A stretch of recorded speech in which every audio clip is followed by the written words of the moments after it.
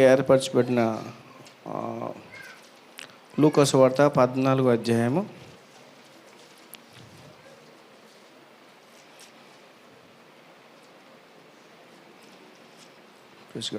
15 నుండి 35 వచనాలు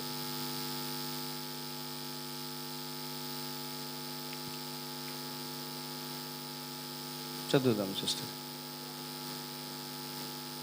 ఆయనతో కూడా భోజన పంక్తిని కూర్చుండిన వారిలో ఒకడు ఈ మాట విని, దేవుని రాజ్యములో భోజనము చేయువాడు ధన్యుడని ఆయనతో చెప్పగా, ఆయన అతనితో ఇట్లనెను, ఒక మనుష్యుడు గొప్ప విందు చేయించి అనేకులను పిలిచెను.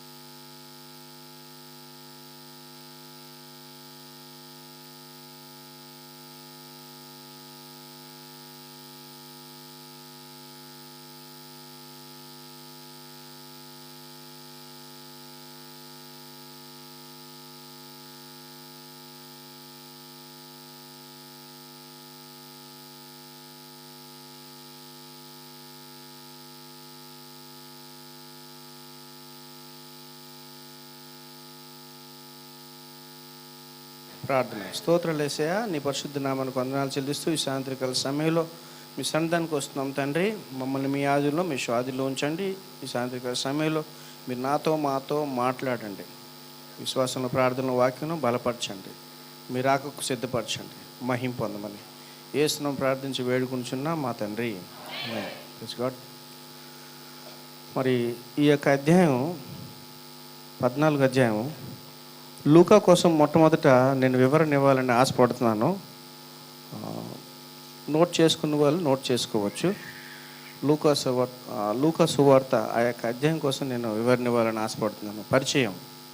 దేవుడు ఇశ్రాయేలుకు వాగ్దానం చేసిన రక్షకుడు, సకల మానవాళికి విమోచకుడు యేసేనని లూకా సువార్త తెలియజేస్తుంది. Praise God. దేవుడు యేసును బేదలకు సువార్త ప్రకటించుటకై తన ఆత్మతో నింపాడని ప్రస్తావించిన ఈ పుస్తకములలో, ఈ సువార్తలో సంతోషనాదం అంతర్లీనంగా కనిపిస్తుంది. యేసు జననంతో ప్రారంభమైన ఆయన పరిచర్యను, బోధలను, ఆయన జీవితంలోని ముఖ్య ఘట్టాలను వివరిస్తూ ఆయన ఆరోహణంతో ముగిసిన ఈ సువార్తలో ప్రార్థన గురించి, పరిశుద్ధాత్మ గురించి, యేసు పరిచర్యలో స్త్రీల ప్రాముఖ్యత గురించి, పాప క్షమ గురించి ప్రత్యేక ప్రస్తావన కనిపిస్తుంది. దేంట్లో?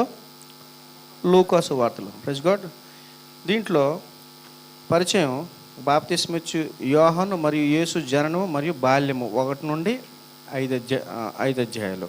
అలాగే బాప్తిస్మిచ్చు యోహాను పరిచర్య, తరువాత యేసు బాప్తిస్ము మరియు శోధనలు, గలీలేని యేసు బహిరంగ పరిచర్య, గలీలే నుండి యెరూషలేముకు, ప్రైజ్ గాడ్, యెరూషలేములోను పరిసరాల్లో చివరి వారం, ప్రభు పునరుద్ధానం, ప్రత్యక్షతలు మరియు ఆరోహణం ఈ గ్రంథంలో మనకు కనిపిస్తుంది. ఇప్పుడు మొదట మరి మనం లూకాసు వార్తలోకి మరలా వచ్చేద్దాం. 14వ అధ్యాయము 15 నుండి ఆరంభిద్దాం. Praise God. దీంట్లో చెప్తుంది, ఒకరు మైక్లో చదవండి, ఎందుకంటే మనం చదువుతున్నది అక్కడ వినిపిస్తుంది అనమాట. మనం ఇలా చదివితే దాంట్లో వినిపించదు. ఏంటి బ్రదర్ చల్లగా ఇప్పుడు అని ఆ యూట్యూబ్లో కనిపిస్తుంది అనమాట. Praise God. కాబట్టి మైక్లో చదవండి. 14వ అధ్యాయము 15వ వచనం ఏముంటుంది?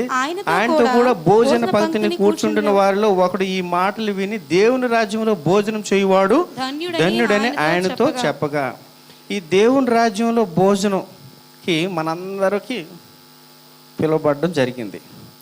అదే చూడండి, మత్తయి సువార్త 22వ అధ్యాయము, థ్యాంక్ యూ జీసస్, 14వ వచనం.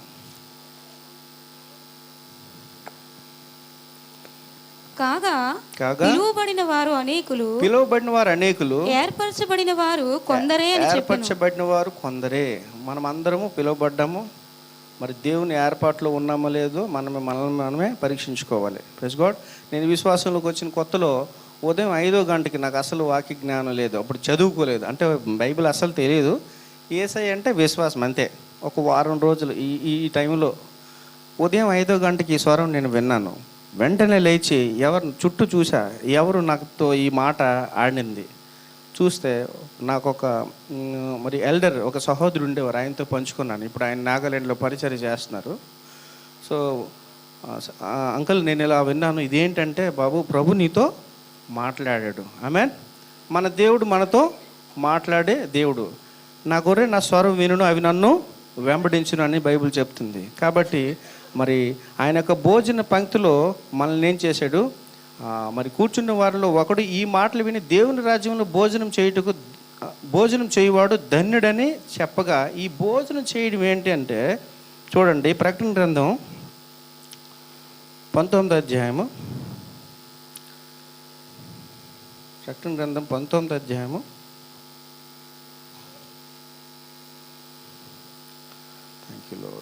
5వ వచనం చూడండి. మరియు మన దేవుని దాసులారా, ఒక్క నిమిషం సిస్టర్, 19వ అధ్యాయము 9వ వచనం. మరియు అతడు నాతో ఇలాగు చెప్పెను, గొర్రె పిల్ల పెండ్లి విందుకు పిలువబడిన వారు ధన్యులని వ్రాయుము. ఈ మాటలు దేవుని యథార్థమైన మాటలని నాతో చెప్పిన. ఇప్పుడు పెండ్లి విందుకి మనం అందరము పిలువబడ్డాము. ఇందులో మరి దేవుని సంఘంలో నిజంగా దేవుడు మనల్ని చేర్చుకున్నాడు, మంచి సేవకులను అనుగ్రహించాడు. అదే రీతిగా అనేక పర్యాయాల ద్వారా దేవుడు మనతో మాట్లాడుతున్నాడు. ఇక్కడ చెప్తుంది, ఆయన అతనితో ఇట్లనే, ఒక మనుషుడు గొప్ప విందు చేయించి అనేకులను పిలిచెను. విందు కాలమందు అతడు ఇప్పుడు సిద్ధమై ఉన్నది, రెండని పిలువబడిన వారితో చెప్పుటకు తన దాసుని పంపెను. అయితే వారందరూ ఏక మనసుతో నేపములు చెప్పసాగిరి.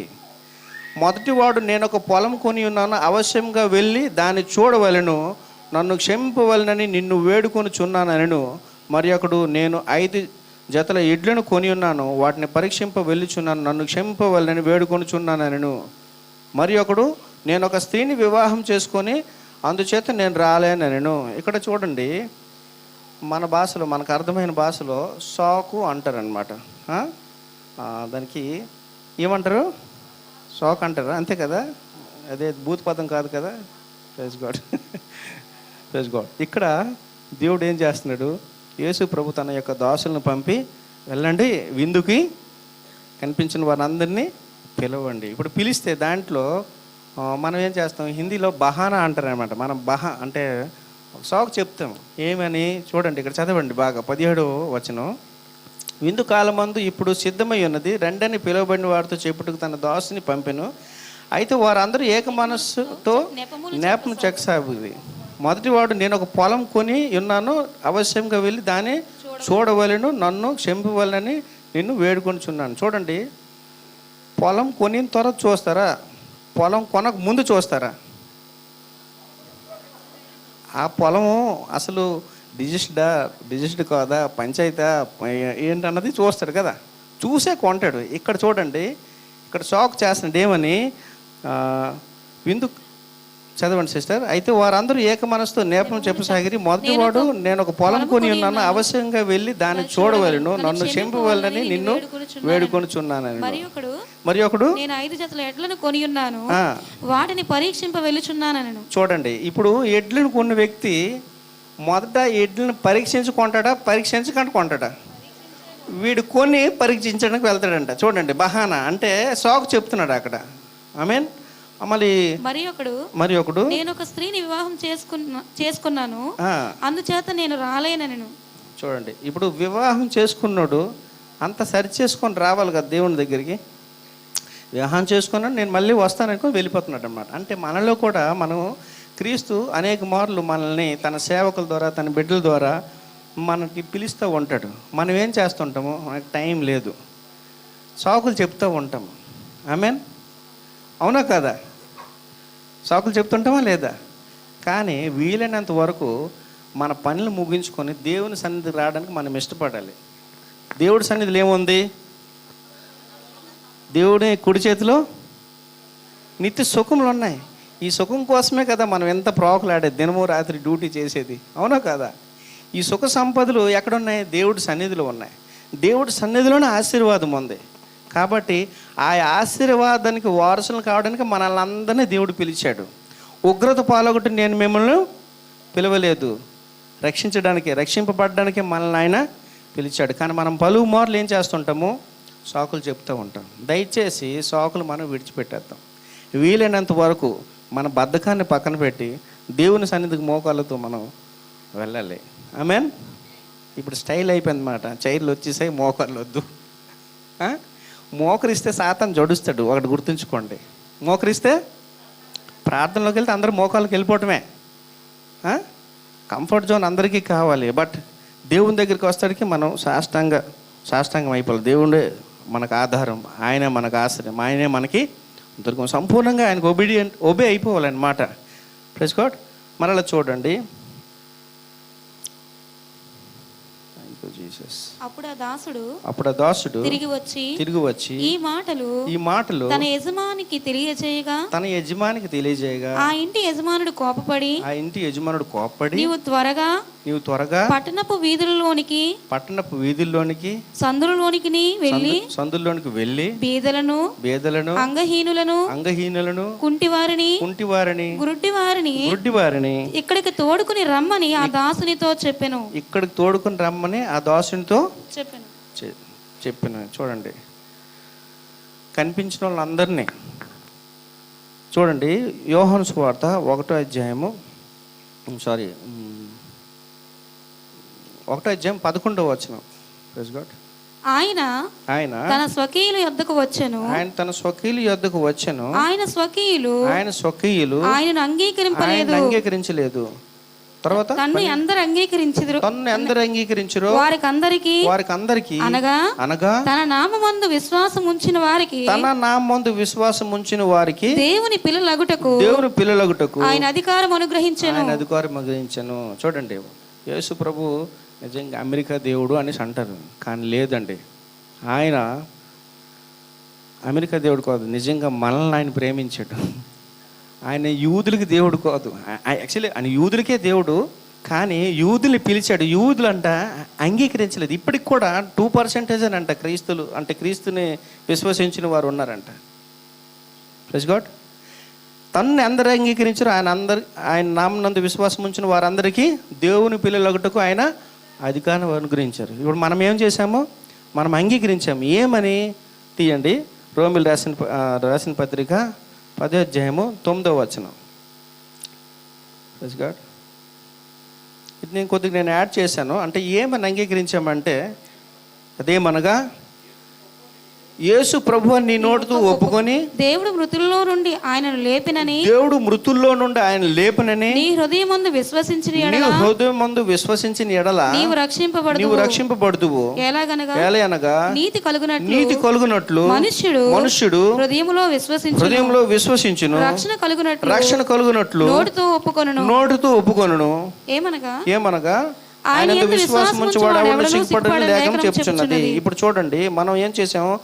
మనుషుడు మరి ఏలైనక నీతి కలుగునట్లు మనుషుడు హృదయంలో విశ్వసిస్తాడు, రక్షణ కలుగునట్లు నోటితో ఒప్పుకుంటాడు. ఇప్పుడు కోర్టు తీర్పుకి ఎవరైనా కేసులకు వెళ్ళి ఉంటే, నేనైతే సీరియల్ సినిమాలో చూశాను, నిజంగా చూడలేదు, కోర్టులోకి వెళ్ళి చూడలేదు, దేవుడు అంతవరకు రానివ్వలేదు ప్రభు దయ వలన. అయితే అక్కడికి వెళ్ళి జడ్జు మధ్యలో లాయర్ ఉంటాడు, అడుగుతాడు అనమాట, ఏమని, మరి నువ్వు పలానా అపరాధం చేసావా? ఈ లాయర్ ద్వారా ఆ యొక్క ఏమంటారు, ఖైదీతో మాట్లాడతాడనమాట. నువ్వు చేసింది ఒప్పుకుంటావా? ఒప్పుకుంటే శిక్ష తగ్గుద్ది, ఒప్పుకోకపోతే శిక్ష పడుద్ది. అలాగే నోటుతో మనం ఏం చేసాం? ఒప్పుకోవాలి మన పాపాలు. జన్మతః కర్మతః పాపాలు చేసిన వారం కనుక మనము మన పాపాలను ఒప్పుకోవాలి, హృదయంలో విశ్వసించాలి. క్రీస్తే మన ప్రభువు, ఆయన మృతుల్లో నుండి ఆయన లేపును, ఆయన మరలా రానన్నాడు. ఎలాగైతే ఆయన మరణించాడో, మరణించి మృత్యుంజయుడే తిరిగి లేచాడో, అలాగే క్రీస్తునందు విశ్వసించిన మనమందరము తిరిగి లెగిస్తాము. హల్లెలూయా. మరి దేవుని సేవకులు మరి హతసాక్షిగా ప్రవీణ్ కుమార్ గారు మరి నిద్రించారు, ఆయన మరలా లెగిస్తాడు. ఆమెన్. క్రీస్తునందు విశ్వాసం ఉంచిన ప్రతి ఒక్కరు, క్రీస్తులు నిద్రించిన వారు, వారి యొక్క పరిశుద్ధతని, వారి యొక్క నీతిని, యథార్థతని కాపాడుకొని ప్రభులో నిద్రించిన వారు, మరణించిన వారు, వారు తిరిగి లేస్తారు. We're not a hopeless people. మనము ఆశ లేని ప్రజలకు, మనకు ఆశ ఉంది. ఆమెన్. ఒక హిందీ పాట ఉంది, thank you Jesus, thank you Jesus, thank you Jesus. हम यीशु के संग एक दिन स्वर्ग जाएंगे, हम एक दिन स्वर्ग जाएंगे, पिता को देखेंगे, धन्य हो जाएंगे, पिता को देखेंगे, धन्य हो जाएंगे. हाँ हाँ हाँ, hallelujah hallelujah hallelujah hallelujah hallelujah hallelujah hallelujah. हम यीशु के संग एक दिन स्वर्ग जाएंगे, पिता को देखेंगे, धन्य हो जाएंगे. యేసు ప్రభు యొక్క మధ్యాకాశానికి వచ్చి మనల్ని ఎప్పుడైతే తీసుకొని పోతాడో, మనం ఆ యొక్క దేవుని యొక్క రాజ్యాన్ని, ఆయన యొక్క ముఖాన్ని మనం దర్శిస్తాము, మనం ధన్యులం అవుతామన్నమాట. Praise God. ఆ యొక్క నిరీక్షణ కలిగిన ప్రజలను మనం, ఆమెన్. అన్యులు చనిపోతారు, వారు ఎక్కడికి వెళ్తారో వాళ్ళకి తెలియదు, వారు నిరీక్షణ లేని ప్రజలు. మనము నిరీక్షణ కలిగిన ప్రజలము. We have one of the hope. మనం చనిపోతే దేవుని రాజ్యానికి వెళ్తామన్న విశ్వాసం మనకుంది. వారు చనిపోతే ఎక్కడికి వెళ్తారో వారికి విశ్వాసం లేదు. కాబట్టి ఏ ఒక్కరు నశించుకోవడం ఆయన చిత్తం అయితే కాదు. Praise God. మళ్ళీ మనం వెళ్దాం లూకోసు వార్త, మనలాగా వచ్చేద్దాం. అందుకు యజమానుడు చదవండి. అంతటి దాసుడు, ప్రభువా నీవు ఆజ్ఞాపించినట్టు చేసితిని గాని ఇంకనూ చోటున్నదని చెప్పెను. అందుకు యజమానుడు, నా ఇల్లు నిండునట్లు నీవు రాజ మార్గములలోనికి కంచెలలోనికి నీ వెళ్ళి లోపలికి వచ్చుటకు అక్కడి వారిని బలవంతము చేయుము. ఏలయనగా పిలువబడిన ఆ మనుష్యుల్లో ఒకడును నా విందు రుచి చూడని మీతో చెప్పుచున్నానెను. Praise God.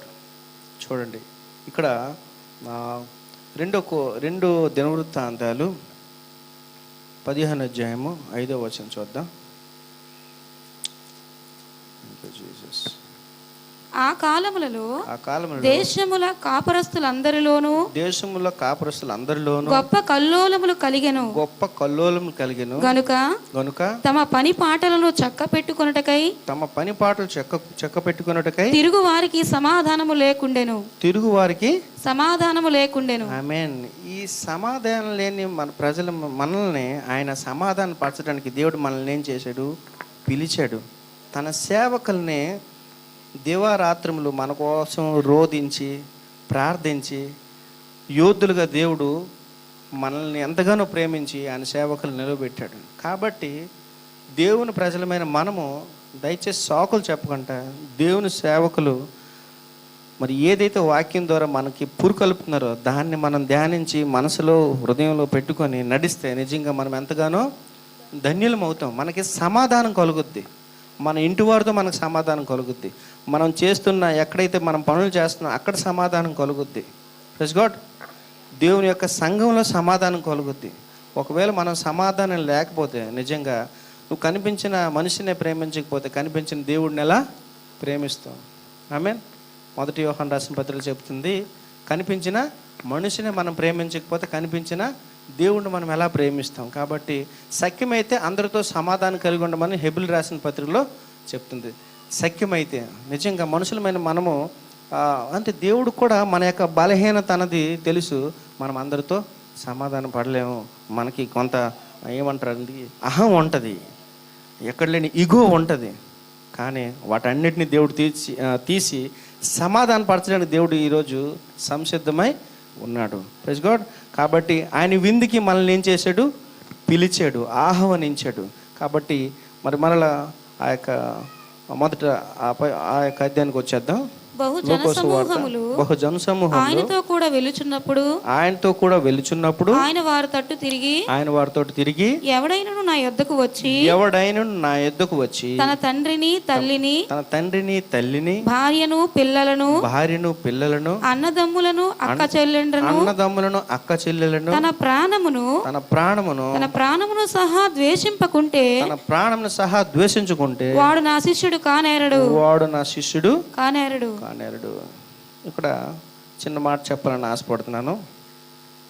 మరి ప్రభులో విశ్వసించిన నేను అనేక మార్లు సహోదరులతో కొంతమందితో చెప్పుకున్నాను. నేను క్రీస్తులో వచ్చాక 3 సార్లు దేవుని యొక్క స్వరం విన్నాను. ప్రభు పిలుపు నా జీవితంలో ఉంది. మరి నా కట్టుకున్న భార్యతో నేను చెప్పానన్నమాట, ప్రభు పరిచర్యకి నేను వెళ్ళాలి, మరి నాతో నువ్వు సిద్ధమంటే వద్దామా నేను రాను, నాకు కొట్టేస్తారు కాదు, ఆ దెబ్బలు కూడా నువ్వు సిద్ధపడాలి. ఆమేన్. ప్రభుని విశ్వసించక ఆ దెబ్బలు కూడా సిద్ధపడాలి. ఇప్పుడు చూడండి, అది ఏ ఊరండి? మొన్న అయింది అస్సాం సైడ్,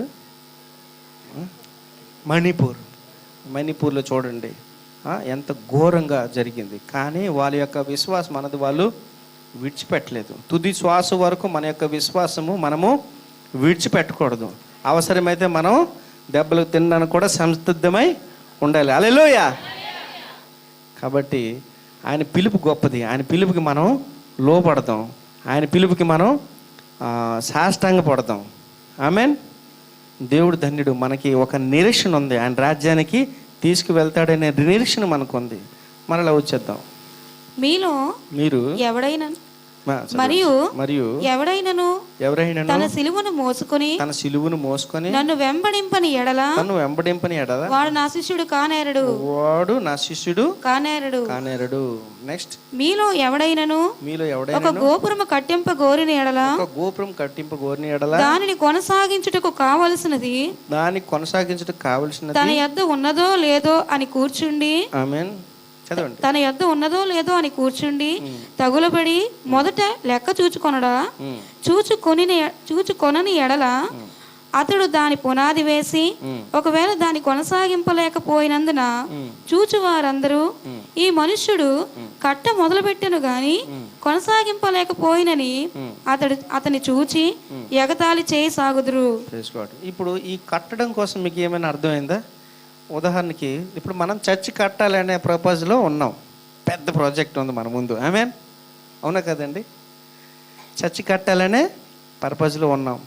దీనికోసం చచ్చి కట్టేద్దామని వెంటనే రంగంలోకి అదే ఏ ప్లానింగ్ లేకుండా దిగిపోతామా? ఆశామాష కాదు.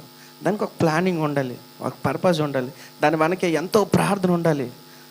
ఆమెన్. ప్రార్థనతో పాటు దానికి పర్మిషన్ ఉండాలి. ఆమెన్. పర్మిషన్తో పాటు మన దానికి వ్యయం ఉండాలి, డబ్బులు ఉండాలి.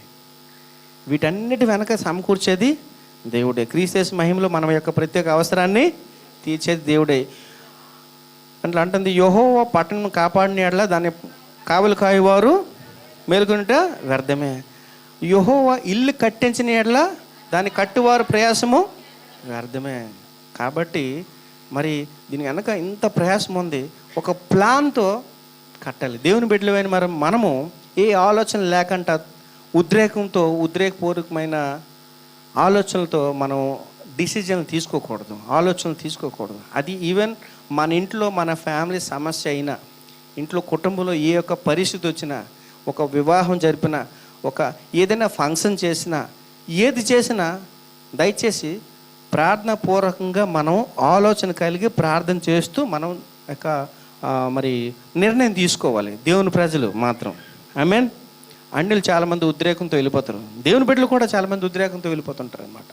కాదు అంటుంది, నా కాడి సులువుగాను తేలిగ్గాను ఉంటుంది, నా భారము సులువుగా ఉంటుంది. 11:28 చూస్తే మత్తయి సువార్తలో చూడండి, ఆయన వెంబడిస్తే మనం ఎలా ఉండాలని చెప్తుంది. నా కాడి సులువుగా ఉంటుంది, మీ ప్రాణాలకు ఏం చేస్తుంది అది. చదవండి సిస్టర్. 11:28 ప్రయాసపడి భారం మోసుకుని సమస్త జనులారా నా యొద్దకు రండి, నేను మీకు విశ్రాంతి కలుగజేతును. నేను సాత్వికుడును దీన మనస్సు గలవాడును గనుక నా కాడి ఎత్తుకొని నా యొద్ద నేర్చుకొనుడి. అప్పుడు మీ ప్రాణములకు విశ్రాంతి దొరుకును. ఎలయనగా నా కాడి సులువుగాను నా భారము తేలికగాను ఉన్నవి. చూడండి, ఆయన కాడి అంట సులువుగా, ఆయన భారము తేలిగ్గా ఉంటుంది. మన ప్రాణాలకు ఏం చేస్తాడు? విశ్రాంతి కలుగు చేస్తాడు. Praise God. దేవుడు నాకు ఇచ్చిన గిఫ్ట్ ఏంటంటే, భోజనం చేసి ఇప్పుడు బ్రదర్ ఇక్కడ పడుకుంటుపోయి అంటే నేను పడుకుపోతాను, మంచి నిద్ర వస్తుంది నాకు.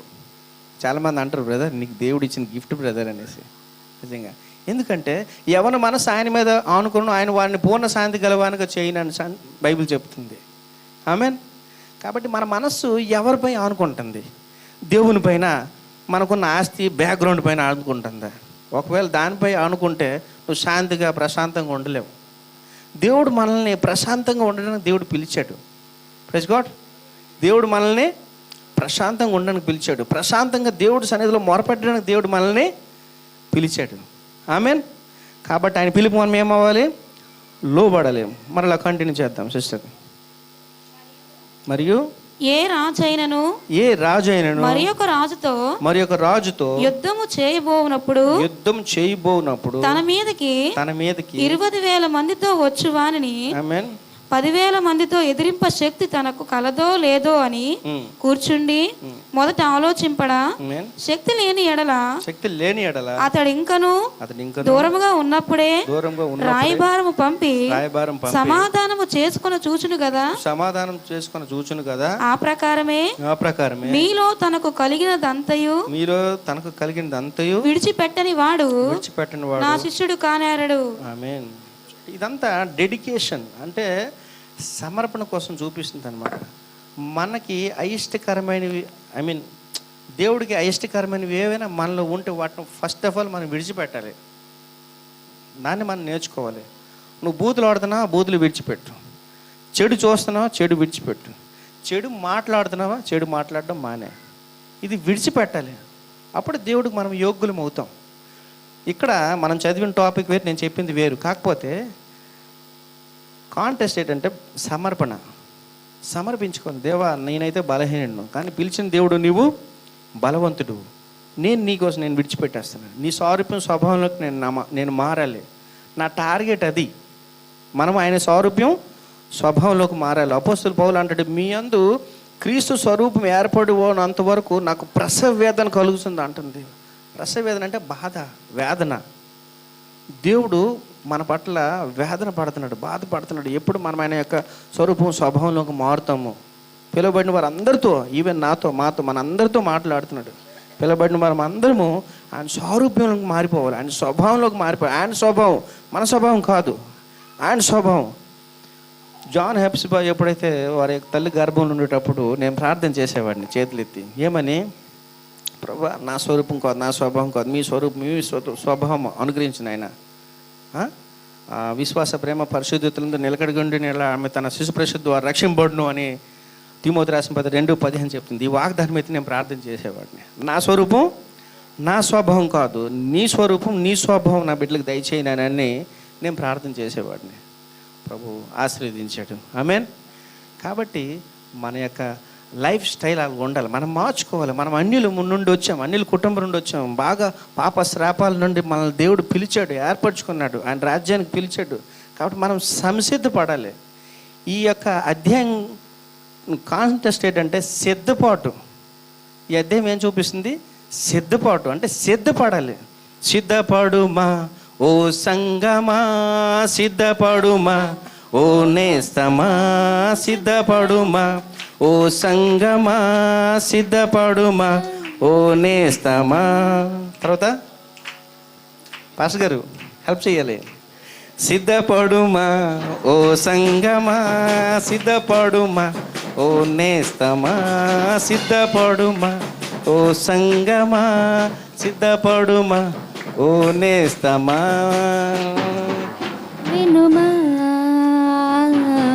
తర్వాత ప్రైజ్ గాడ్, పూర్తిగా రాదు. కాబట్టి మనం సిద్ధపడాలి. ఆయన పిలిచాడు, ఆయన దేవుని రాజ్యానికి మనం ఏం చేయాలి? సిద్ధపడాలి. మన నడక, మన తీరు, మన చూపు, మన విధానం, ఎవ్రీథింగ్ మారిపోవాలి. అప్పుడు మనం క్రీస్తు కొరకు ఆత్మల్ని సంపాదించగలము. క్రీస్తు కొరకు ఏం చేయగలము? ఆత్మలు సంపాదించగలం. మన యొక్క వ్యక్తిత్వాన్ని చూచి పిలవకుండానే వస్తారు. Praise God. గుడ్నెస్ అంటే మంచితనము, ఇది ప్రభు ఇచ్చిన యొక్క ఫలాల్లో ఒకటనమాట.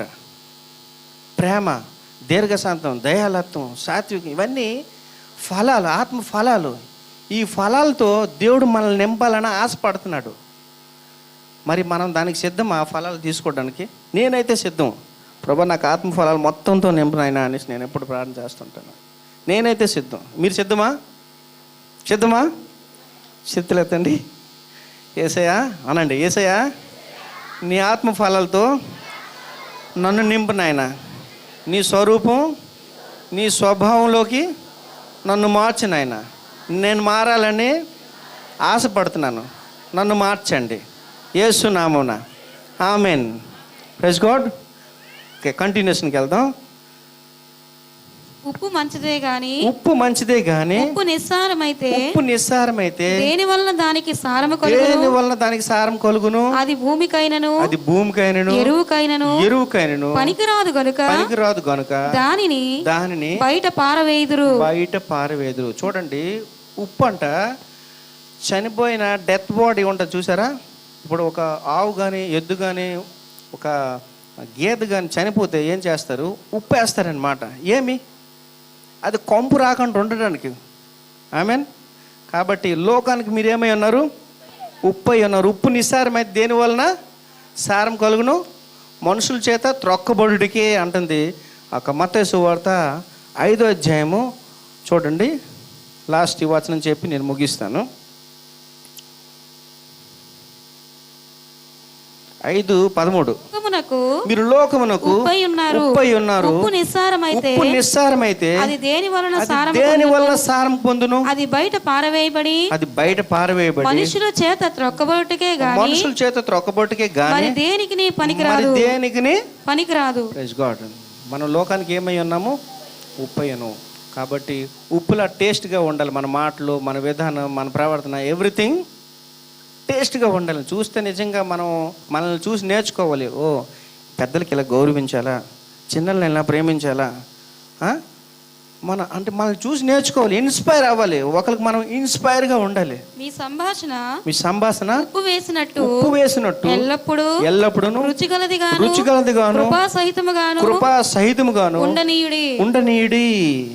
కృప సహితముగా అంటే మన మాటల ద్వారా అవతల వ్యక్తికి ఆదరణ కలుగు చేయాలి తప్ప మనసుని బాధించినట్టు ఉండకూడదు, కించపరిచినట్టు ఉండకూడదు, గుచ్చినట్టు ఉండకూడదు. అవతల వాళ్ళని ఆదరించుబాటుగా. మొన్న ఒక డాక్టర్ గారు వచ్చారు, చెప్పాను కదా, అనిల్ కుమార్ సార్. ఆయన అంటారు, రమేష్ గారు, నాకు చింతాడు రమేష్ అంటారు అన్నమాట. నా ఆఫీషియల్ నేమ్ చింతాడు రమేష్ అండి. క్రీస్తులో విశ్వసించిన తర్వాత నాకు నెహమి అని పేరు పెట్టారు. చింతాడు వారు చింతలేని వారు అంట. చింతాడు వారు చింతలేని. ఈ చింత లేకుండా చేసింది ఎవరు? యేసయ్య. నేనైతే గొప్ప కోపిష్టుడినండి బాబోయ్. కానీ క్రీస్తుని అంగీకరించిన తర్వాత ఏడు చేశాడు? చింతలేని చింతాడు వారుగా చేశారు. ఆమేన్. కాబట్టి క్రీస్తుని కలిగి ఉందాం, ఉప్పుగా ఉందాం, టేస్ట్గా ఉందాం, ఆయన స్వరూపం స్వభావంలోకి మారిపోదాం. మరి క్రీస్తు తన యొక్క విందులో మనల్ని ఏం చేశాడు? పిలిచాడు. ఆ యొక్క పిలుపుకి తగినట్లుగా మనము సిద్ధపడాలి. దేవుడు అట్టి రీతిగా మనల్ని అందరినీ దీవించును గాక. ఆమె అవకాశం ఇచ్చిన దేవుని సేవకులకు వందనాలు చెల్లిస్తూ ఈ నా మాటలు ముగిస్తున్నాను. ఆమె